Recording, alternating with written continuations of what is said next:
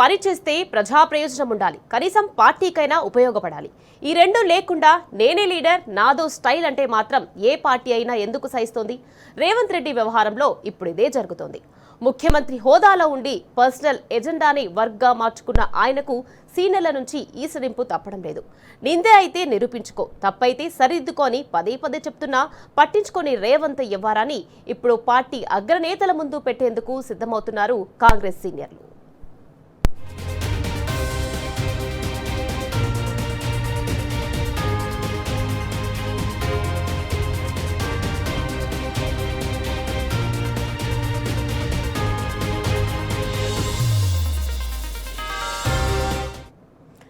తెలంగాణలో 2.5 ఏళ్ల కింద అధికారంలోకి వచ్చిన కాంగ్రెస్ పార్టీపై ప్రజా వ్యతిరేకత అంతకంతకు పెరుగుతోంది.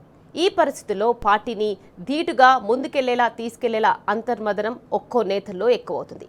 దీనికి తోడు ఒరిజినల్ కాంగ్రెస్ నాయకులకు పొమ్మనలేక పొగబెడుతున్న సీనియర్లకు చికాకు తెప్పిస్తుంది. 4 దశాబ్దాల పాటు కాంగ్రెస్ పార్టీలో వివిధ హోదాలో పనిచేసిన మాజీ మంత్రి, జగిత్యాల మాజీ ఎమ్మెల్యే జీవన్ రెడ్డికి జరిగిన అవమానం మున్ముందు తమకెందుకు జరగదన్న ఆలోచనలు కాంగ్రెస్ సీనియర్లకు కంటి మీద నిద్ర లేకుండా చేస్తోంది.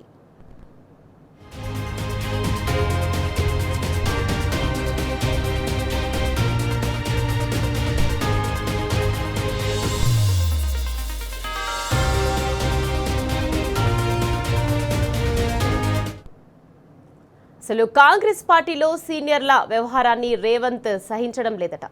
తాను తనతో పాటు వచ్చిన నాయకులకే ప్రాధాన్యమిస్తూ సీనియర్ల సీటు కింద ఎసరు పెడుతున్నారని గుంపు మేస్త్రి. అందుకే మొన్నీ మధ్య రాజ్యసభ సభ్యుడి ఎంపికలో కూడా రేవంత్ ఏకపక్షంగానే నిర్ణయం తీసుకున్నాడు. తనకు అత్యంత సన్నిహితుడైన నరేందర్ రెడ్డిని పెద్దల సభకు పంపించి కాంగ్రెస్ ఒరిజినల్ పెద్దలను తీవ్రంగా అవమానించాడు. ఇదే రాజ్యసభ సీటు కోసం తెర వెనక ఎన్ని ప్రయత్నాలు చేసిన జగ్గారెడ్డికి ఛాన్స్ దక్కకుండా చేయడంలో రేవంత్ సూపర్ సక్సెస్ అయ్యాడని ఆయన టీం గొప్పగా చెప్పుకుంటుంది కూడా.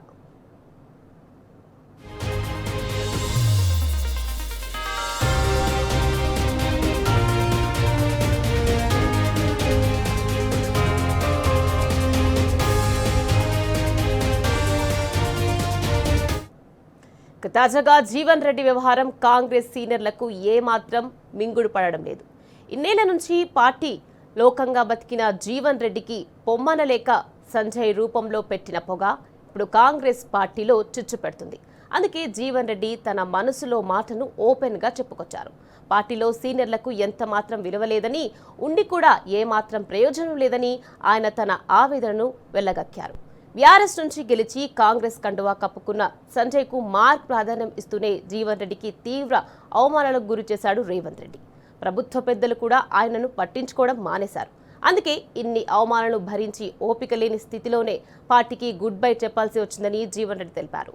తనకే కాకుండా తన అనుచరులకు కూడా రేవంత్ అవమానించారని, నామినేటెడ్ పదవుల్లోనూ తమకు తీవ్ర అన్యాయం జరిగిందని జీవన్ రెడ్డి చాలా సందర్భాల్లో వాపోయారు.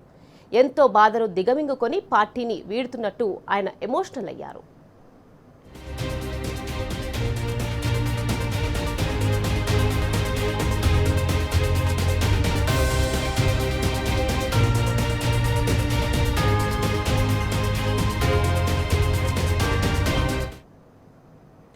చూడబోతే రేవంత్ తీరుతో పార్టీకి కోలుకోలేని నష్టమన్న రియలైజేషన్లోకి కాంగ్రెస్ సీనియర్లు వచ్చినట్టు తెలుస్తోంది.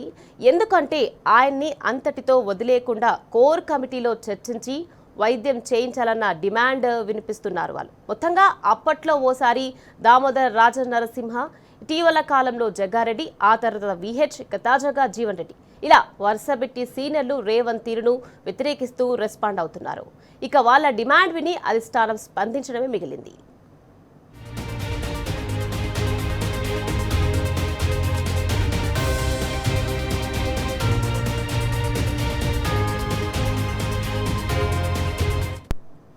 రైట్, ఇదే విషయానికి సంబంధించి మరింత సమాచారాన్ని మా ప్రతినిధి ప్రదీప్ మనకి అందించేందుకు సిద్ధంగా ఉన్నారు. ప్రదీప్, చెప్పండి.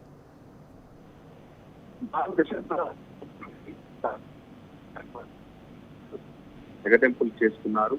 ఆయన నుంచి తనకు జరుగుతున్నటువంటి అన్యాయాన్ని పార్టీలో పాత కాంగ్రెస్ నేతలకు జరిగేటువంటి ఇబ్బందులను మొదటి నుంచి చెప్తూ వస్తున్నారు. కానీ ఎవరు లేదు. చివరగా ఆయన డెడ్ లైన్ పెట్టారు.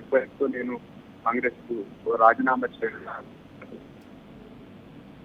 పెట్టారు. దీంతో కాంగ్రెస్ నేతలు పిసిసి అధ్యక్షుడు మహేష్ కుమార్ గౌడ్, సిడబ్ల్యూసి వంశీధర్ రెడ్డి, మంత్రులు శ్రీధర్ బాబు, అదేవిధంగా అర్జూరి లక్ష్మి ఇతర నేతలు ఆయన ఇంటికి వెళ్లి తీసే ప్రయత్నం చేశారు. మొదటి నుంచి అంశాలను పట్టించుకోవడం వల్లే నేనైతే తీసుకున్నటువంటి